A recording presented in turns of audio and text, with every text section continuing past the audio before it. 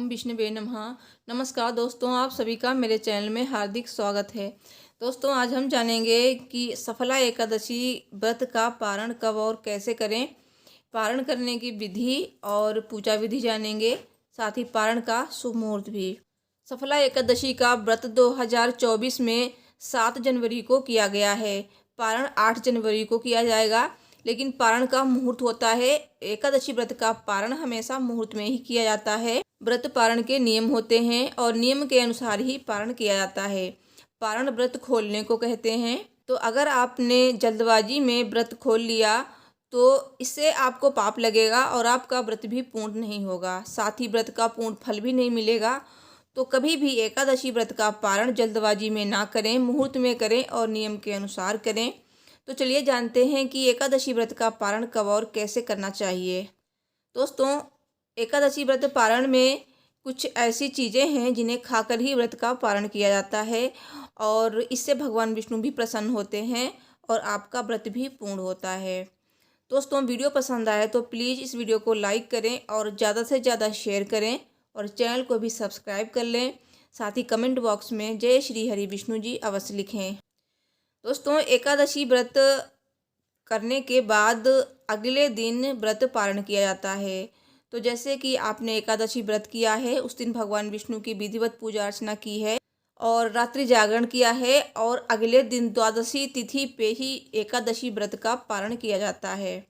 तो द्वादशी तिथि में यानी कि अगले दिन आपको सूर्योदय के पहले उठना है। स्नान आदि करने के बाद आपको स्वच्छ साफ वस्त्र पहनने हैं। फिर भगवान विष्णु की वैसे ही पूजा अर्चना करनी है।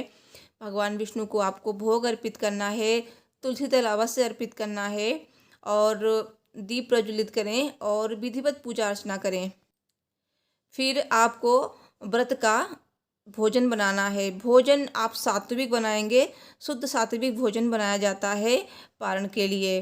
तो आप चाहें तो आप ब्राह्मणों को आमंत्रित कर सकते हैं अपने घर। तो ब्राह्मणों को भोजन कराकर उन्हें दान दक्षिणा देकर विदा करें, फिर आप अपना व्रत खोल सकते हैं। और या फिर अगर आपके यहाँ ब्राह्मण नहीं हैं तो आप सूखा अनाज मंदिर में भी दान कर सकते हैं या फिर आप गरीबों को दान कर सकते हैं, क्योंकि एकादशी व्रत में दान का बहुत ही ज़्यादा महत्व होता है। तो पारण के दिन दान अवश्य करें, उसके बाद ही आपको अपने व्रत का पारण करना है। और दोस्तों, एकादशी व्रत का पारण कभी भी हरिवासर में नहीं किया जाता है। जो लोग हरिवासर में पारण करते हैं उन्हें पाप लगता है। जैसे कि द्वादशी तिथि की पहली 1/4 अवधि को ही हरिवासर कहा जाता है और कभी भी एकादशी व्रत का पारण सूर्य उदय के पहले नहीं करना चाहिए।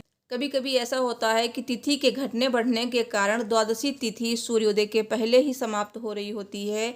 तो ऐसे में भी एकादशी व्रत का पारण सूर्य उदय के बाद ही करना चाहिए और एकादशी व्रत का पारण हमेशा शुभ मुहूर्त में करें। तो एकादशी व्रत पारण का मुहूर्त है 8 जनवरी 2024 को सुबह 6:39 से सुबह 8:59 के बीच और पारण तिथि के दिन द्वादशी तिथि समाप्त होने का समय है रात 11:58। तो पारण मुहूर्त में ही पारण करें, तभी आपको अपने व्रत का पूर्ण फल मिलेगा।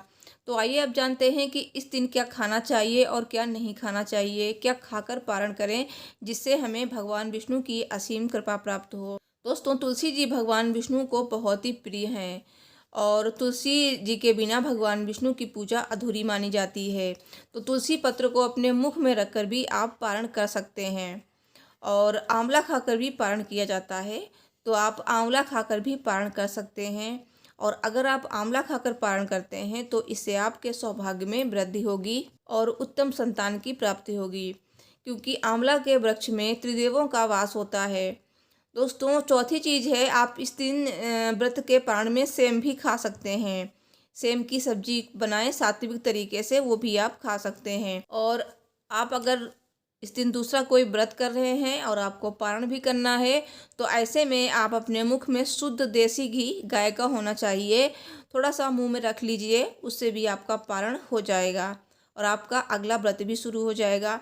तो इस तरह से पारण किया जाता है। और इस दिन आपको पारण के बाद भी भूल कर भी तामसिक चीज़ों का सेवन नहीं करना चाहिए, जैसे कि बैंगन और लहसुन प्याज, मांस मदिरा, इन सब चीज़ों को भूल कर भी ना खाएं। मसूर की दाल ना खाएं, क्योंकि ये सारी चीज़ें तामसिक मानी गई हैं।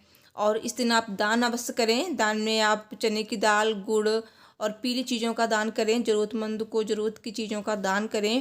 गरीबों में आप कंबल बांट सकते हैं। इससे भगवान विष्णु बहुत ही प्रसन्न होते हैं। तो दोस्तों, ये वीडियो पसंद आई है तो प्लीज़ लाइक शेयर जरूर करें और कमेंट में जय श्री हरि विष्णु जी लिखना बिल्कुल ना भूलें। भगवान विष्णु जी आपकी सभी मनोकामनाएं शीघ्र ही पूरी करेंगे। Thanks for watching. हर हर महादेव। जय माता दी।